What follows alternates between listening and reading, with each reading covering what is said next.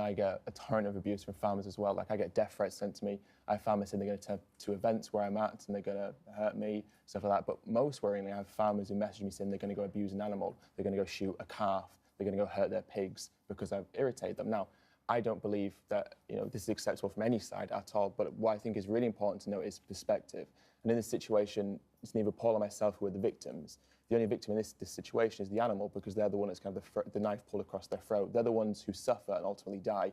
And although words are not very nice, the actions of what we do to animals are significantly worse than any words that can be said to either of us. You have, as far as I understand it, and correct me if I'm wrong, Ed, you've openly trespassed on property as part of your activism, which is not breaking criminal law, it is breaking civil law. Why don't you do what other people do when they object to something, which is write to your MP, write to the Environment Secretary, get a debate going and try to get the law changed using the normal democratic process? Well, if we look at any social justice movement throughout history, laws have always been far behind, and laws always kind of are struggling to catch up with the activism of its time. Granted. Now, as you say, trespass is a civil offence, it's not a criminal offence. I think this whole idea that farmers are using fear of trespass is a distraction, and they're not scared of the trespass, and what they're scared of is what the footage and the information is showing. And because of trespass, a civil offence, we're showing a whole hidden industry that, I mean, Paul said that farming is transparent. It's anything but transparent. The things that we do to animals in terms of the mutilations are not transparent. What happens in slaughterhouses is not transparent. And even on a dairy farm, things like the male calves and the female calves being separated from their mothers, many people don't know that. In fact, Respond to that. Well, back on my farm, Ed, we are transparent. You know, I enjoy using social media to show people exactly what we do. Many farmers also engage in events such as Open Farm Sunday, which is a time of the year when we can open our gates and invite the local community to come around and have a real look at what we're doing. What I would suggest is that activism is perhaps discouraging farmers from doing this. So although you may ask for an open, transparent way of looking at farming, when we do provide this, the counter effects that we receive is the distressing instance I've just told you about. I mean, do you show the people that come to your farm things like the artificial insemination? Do you show them what happens to the calves? Do you show them the pens they're kept in for up to 8 weeks at a time where they're not allowed to see their mums, they're not allowed to nurture, they're not allowed to socialise? Do you take them to the slaughterhouse as well and show the knife being pulled across their throat? Or do you keep that bit hidden and just show kind of the cows grazing and being fed? I like to think that we show everyone the full spectrum of farming. Do you, or you either do or you don't?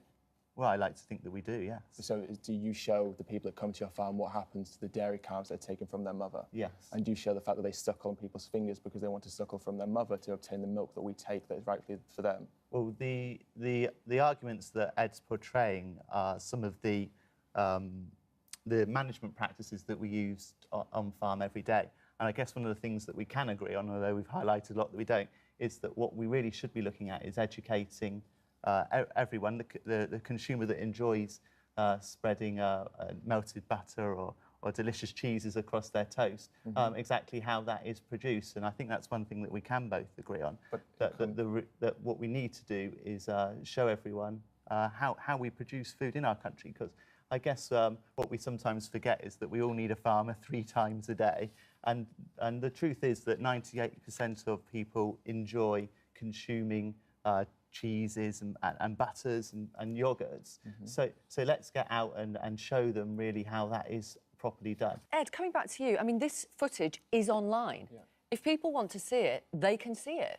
But people don't want to see it because they know that what's in the footage is upsetting. Right. And that's their choice. And then they can carry on eating meat without waking up at night. If it's not good enough for your eyes, why is it good enough for your stomach? If you can't face the reality, how can you morally justify paying for it to continue? It's their choice. What about the choice of the animals who have a preference to live their life? You see, we can eat other things. It's not a necessity for us to eat animal products. We can survive and thrive on a plant-based diet. So, in effect, it's unnecessary. So these animals should be given their preference, which is to live their life without our exploitation of them. What is your ultimate goal?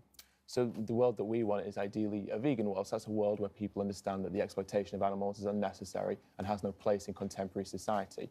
What we have to ask ourselves is, are a taste preference worth more than the life of an animal? Because, a meal to us lasts a matter of minutes, but death for an animal is eternal. They have one chance of life. What right do we have to take it from them just because we enjoy the taste of their flesh in a sandwich? Farmers are here to produce what the consumer wants. We're a demand-led industry, and we'll continue to provide great, nutritious food.